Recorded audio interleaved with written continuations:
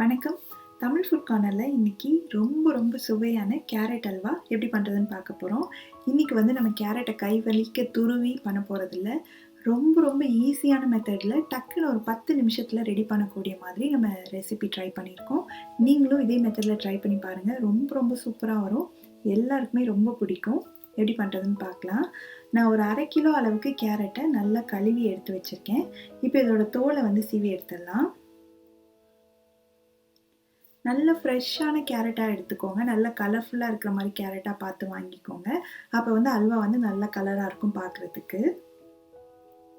எல்லா கேரட்லேயும் இந்த மாதிரி தோலை நல்லா சீவி எடுத்துடலாம்.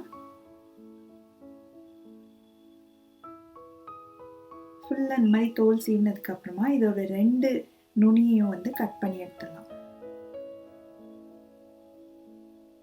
கட் பண்ணிவிட்டு நம்ம இந்த கேரட்டை பெரிய துண்டுகளாக வெட்டிக்க போகிறோம். ரொம்ப குட்டியாக வெட்டணும்னு கூட அவசியம் இல்லை. நல்ல பெரிய துண்டுகளாக இருந்தால் கூட ஓகே தான். அப்படியே பாதியாக நீங்கள் வெட்டி போட்டால் கூட கேரட் வெந்துடும். நான் இந்த அளவுக்கு சைஸ் துண்டுகளாக வெட்டியிருக்கேன். இது எல்லாத்தையும் நம்ம வெட்டி ரெடி பண்ணி வச்சுக்கலாம். நம்ம இன்னைக்கு ப்ரெஷர் குக்கரில் பண்ண போகிறோம். ப்ரெஷர் குக்கரை சூடு பண்ணிவிட்டு அதில் 1 ஸ்பூன் அளவுக்கு நெய் சேர்த்துட்டு நம்ம வெட்டி வச்சுருக்க கேரட்டை இதில் சேர்த்துடலாம். இந்த நெய்லேயே ஒரு 2 நிமிஷம் போல் நல்லா வதக்கிட்டோம்னா அல்வாவோட டேஸ்ட் ரொம்பவே நல்லாயிருக்கும். அந்த கேரட்டோட பச்சை வாசனையும் போயிடும் நெய்லேயே கொஞ்சம் நேரம் வதக்கும் போது. இந்த மாதிரி நல்ல ஒரு வாசனை வரும். அந்த அளவுக்கு நம்ம வதக்கிட்டு ஒரு 1/2 கப் அளவுக்கு பால் சேர்த்தா போதும். 1/2 கிலோ கேரட்டுக்கு 1/2 கப் அளவுக்கு காய்ச்சி ஆற வச்ச பால் சேர்த்துக்கோங்க. சேர்த்துட்டு நல்லா ஒரு தடவை கலந்து விட்டுட்டு குக்கரை மூடி ஸ்டீம் வந்ததுக்கப்புறமா வெயிட் போட்டுட்டு ஸ்டவ்வை சிம்மில் வச்சு ஒரு 2 விசில் வேக வச்சா போதும். கேரட் நம்மளுக்கு சாஃப்டாக வேகணும், அந்த அளவுக்கு வேக வச்சுக்கலாம். இப்போ 2 விசில் வேக வச்சு ஸ்டீம்லாம் போயிடுச்சு. திறந்து பார்க்கலாம்.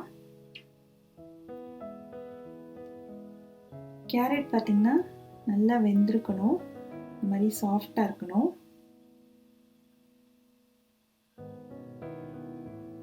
ஈஸியாக மசிக்கக்கூடிய அளவுக்கு வெந்துருச்சு. இப்போ நம்ம இந்த கரண்டியை வச்சோ இல்லை மேஷரை வச்சோ நல்லா மசிச்சு விட்டுக்கலாம்.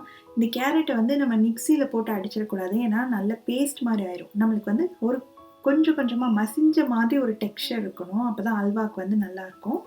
அதனால இந்த மாதிரி கரண்டியாலேயோ இல்லை மேஷராலேயோ நீங்கள் நல்லா இந்த மாதிரி மசிச்சு விட்டுக்கோங்க. நல்லா மசிச்சதுக்கப்புறமா மறுபடியும் ஸ்டவ் ஆன் பண்ணிவிட்டு கொஞ்சம் எக்ஸ்ட்ரா பால் இருந்ததுன்னா அதெல்லாம் வற்ற விட்டுட்டு அதுக்கப்புறமா சுகர் சேர்க்கணும். 1/2 கப் அளவுக்கு சுகர் சேர்க்குறேன். நம்ம எந்த கப்பு பால் எடுத்தோமோ அதே கப்லேயே அதே அளவு சுகர் சேர்த்துக்கலாம். இது கூட கொஞ்சமாக மட்டும் குங்குமப்பூ சேர்த்துட்டு நல்லா கலந்து விட்டுறணும்.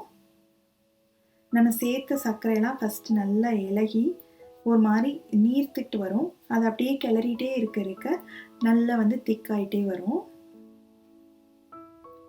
இப்போ முன்னாடி இருந்ததை விடவே கொஞ்சம் திக்காக இருக்குது பாருங்கள். இந்த ஸ்டேஜில் ஒரு 2 ஸ்பூன் போல் நெய் சேர்த்துக்கலாம். இந்த அல்வாவுக்கு நெய் நிறைய தேவைப்படாது, கொஞ்சமாக இருந்தாலே போதும். நல்லா இந்த மாதிரி அப்பப்போ கிளறி விட்டுட்டே இருக்கணும். இப்போ பார்த்தீங்கன்னா எல்லாம் ஒன்றா சேர்ந்து வந்துச்சு பாருங்கள். நல்ல சூப்பராக அல்வா பதம் வந்துச்சு. இந்த மாதிரி இருக்கணும். இது ஆறுனதுக்கு அப்புறமே இன்னுமே கொஞ்சம் லைட்டாக திக்காகும். அதனால இந்த ஸ்டேஜ்லேயே நம்ம ஸ்டவ் ஆஃப் பண்ணலாம்.